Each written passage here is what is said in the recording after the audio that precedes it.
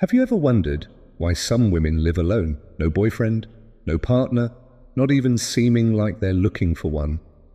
The answer isn't loneliness, lack of options, or heartbreak. It lies in something more uncomfortable, more unsettling, something that deconstructs everything we were taught about a woman's role. Because when a woman chooses to be alone, she isn't getting lost, she's finding herself. And that kind of self-discovery doesn't come with applause, likes, or company. It comes with silence, strength, and a kind of freedom most people still don't understand. No, she's not lonely, she's selective, she's not cold, she just got tired of burning for people who never wanted to feel the warmth. There's something profoundly threatening about a woman who doesn't need a relationship to feel whole. Because that shatters the logic of control, dismantles the myth of emotional dependency, and reveals a brutal truth.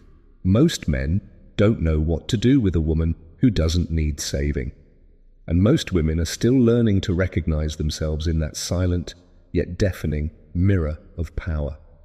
Carl Jung once said that everything we deny in ourselves becomes part of our shadow. And many of these single women are actually a reflection of the collective shadow. They are what many dream of becoming, but few have the courage to embody. They don't scream for love, they whisper their choices. They don't put themselves on display to attract attention. They retreat to preserve themselves. They're less interested in charming princes and more in their own peace. And that makes people uncomfortable, because while the world demands urgency to be with someone, these women have discovered the power of being with themselves. The woman who lives alone without a boyfriend isn't lost. She's operating on a different level. A level where nothing is begged for, it's chosen. Where approval isn't needed, presence is enough. And maybe that's why she sparks so much criticism, so much judgment, so many attempts to label or explain her. But what many still don't understand is that behind her apparent absence is a presence that fills, that transcends, that challenges the emotional status quo. She doesn't want just any kind of love, she wants something that doesn't shrink her. And until that comes along, she stands strong, whole, complete. Maybe you don't get it right now. Maybe you think it's exaggeration, pride, or emotional damage in disguise. But deep down, way deep down, there's a question inside you, a quiet one that pulses even when you try to ignore it. What if that silent path is actually the only one that leads to the most important kind of love, the one that starts with you? The silence that surrounds a woman who lives alone is not emptiness, it's a sanctuary. And those who don't understand the value of that space often call her cold, distant, or even arrogant.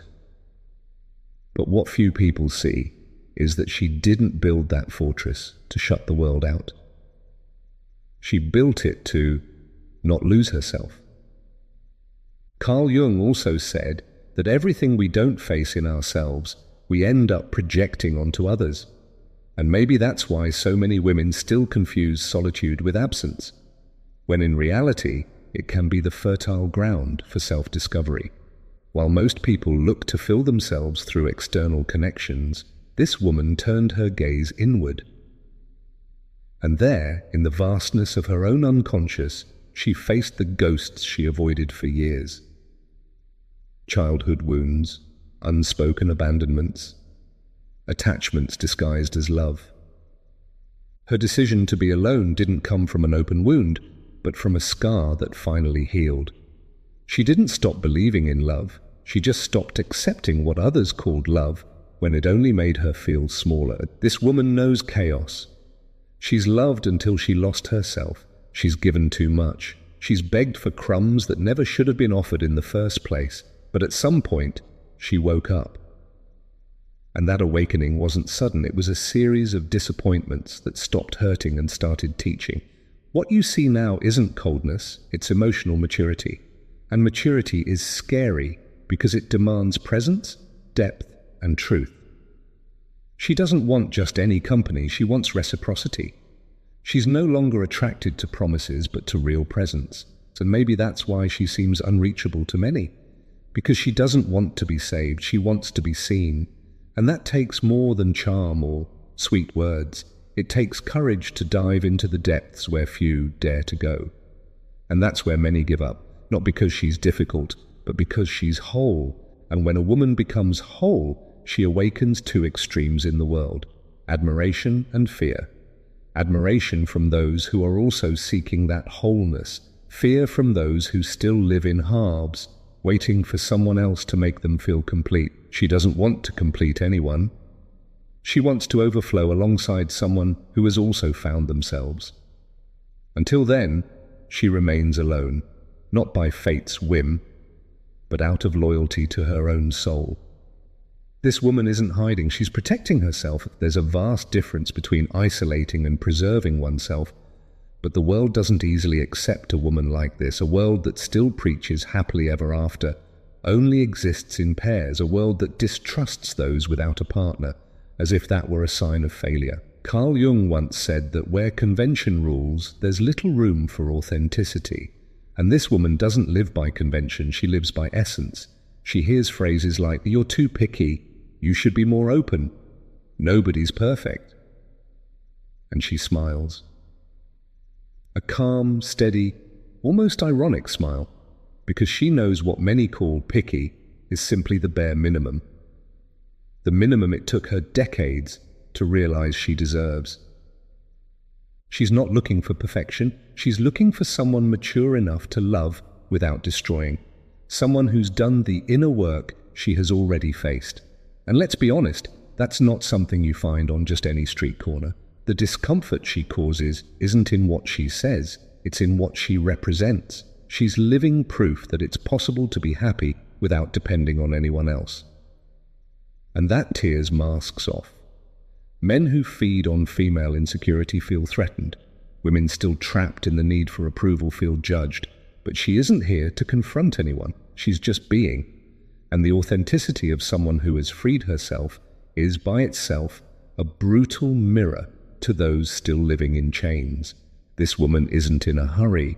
She doesn't need to rush things to please anyone. She respects her own pace. And for that she stirs a silent fury in a society that wants everything now. She wants depth while the world chases distractions. She wants presence while the world offers only shallow availability. She longs for soul-level bonds while everyone else is trying to look interesting on the next Instagram story. And when she says no, it's not a game, it's truth. When she walks away, it's not drama, it's self-defense. When she chooses to stay home instead of going out with someone empty, it's not arrogance, it's clarity. And that clarity, earned through pain and surrender, is her greatest revolution. Because she doesn't live to please, she lives to be. And that simple act, being, is what makes her so dangerous to the system. Perhaps what unsettles people most about this woman isn't her solitude, it's the peace she's found within herself. Carl Jung taught that those who look outward dream, but those who look inward awaken. And it was precisely that inner journey that she took. It wasn't easy. It was a grueling process of stripping off masks, facing the ghosts of emotional dependency, and rebuilding herself piece by piece. She no longer defines herself through the eyes of others. She sees herself through her own eyes. And that changes everything. How many times have you wondered if being alone is failure or freedom? How many times have you felt the need to justify yourself for not having someone by your side? This woman has felt that too.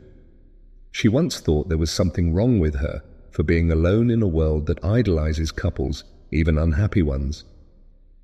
But one day, she understood. It's better to be alone than to be invisible in a relationship.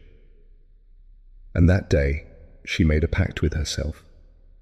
Never again would she accept less than what she truly deserves. Her path is not a straight line. There are days of doubt, moments of nostalgia, nights of deep silence, but there's also a strength that grows with each decision made in awareness. She learned that true love doesn't cage, doesn't consume, doesn't manipulate. The love she wants is the kind that liberates, that adds, that supports without suffocating. And until that love arrives, she chooses to keep growing on her own, not out of pride, but out of integrity. This woman is the living embodiment of Jung's individuation. She shattered, faced her shadow, descended into the unconscious, and returned more whole than ever. And now that she recognizes herself, she refuses to be half of anything again. She doesn't want someone to complete her. She wants someone to share that awareness with. That's intimidating because it demands emotional responsibility. And sadly, few are willing to love responsibly. Most still love out of lack, out of possession, out of fear. And if she walks alone today, it's because every step echoes with learning. Every no she gives is an act of self-respect. Every absence she imposes is a reminder that love should never be begged for. She no longer needs to prove anything to anyone. And that certainty, born from the deepest part of her soul, transforms everything around her, because a woman who has rediscovered herself becomes dangerous, not because of her weapons, but because of her clarity. The woman who lives alone without a boyfriend is not the same woman who once begged to be loved. Something inside her broke, and it was precisely that break that set her free. Because sometimes, only in collapse does the soul find its new form. Carl Jung used to say that the tree that grows to heaven must also have roots that reach down to hell. And that's exactly what she lived through. She descended into the hell of her own story, faced ancestral fears, inherited pain, traumas that weren't just hers, but those of all the women who came before her. She broke cycles. She said no to relationships that repeated the same toxic script. She learned that it wasn't her job to heal anyone, save anyone, or accept crumbs out of fear of being alone.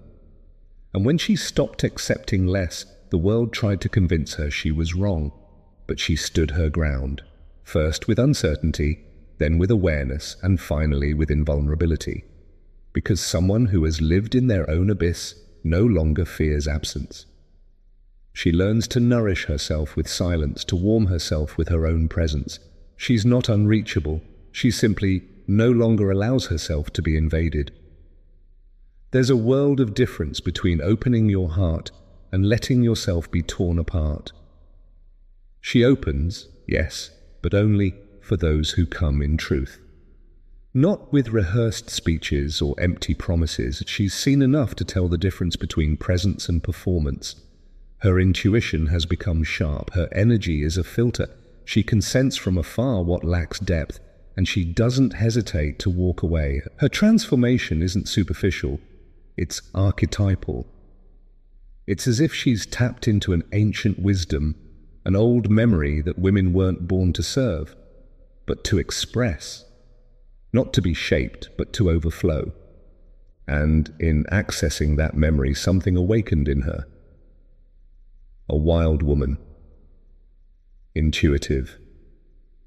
Emotionally sovereign. A woman who, though alone, is far from lost. She's in communion with something greater, with her own destiny.